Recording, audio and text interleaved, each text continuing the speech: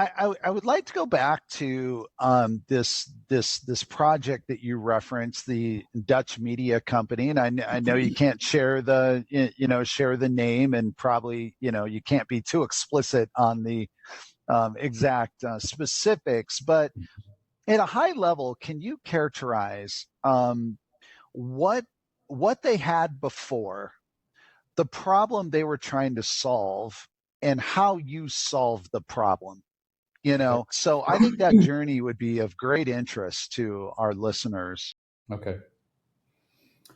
The old setup was not a redundant setup. So in the case of an outage, they had outages. Not that many, but the risk of having an outage was a problem. But the cost of running a fully redundant setup, I mean, it's a complete replication of the same setup, running at the same time. It's expensive. I mean, if you have to transcode a lot of channels, it's going to be an expensive operation. So there was no business case in having a redundant setup. But they wanted to have a redundant setup.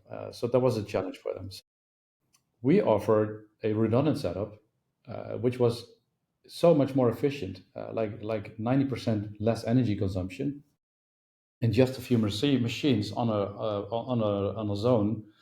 That 2 zones was even cheaper than a single zone in the old solution, right? So that was the first thing.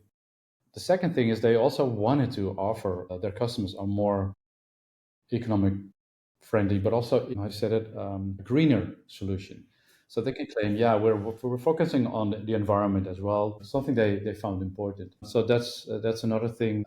I think we won this deal together with a partner company, and they also brought in some benefits, which is Dutch local support, fast support, some innovation, some innovation we do together with them. For instance, we have been doing some extreme tuning to the bitrate ladders and to the packaging to really optimize for buffering and all that stuff. Yeah.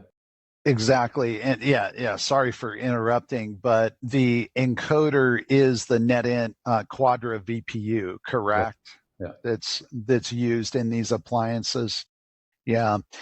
You gave a number out a few minutes ago that I wanna bring back up in case somebody missed it, but 500 watts for the entire transcode server.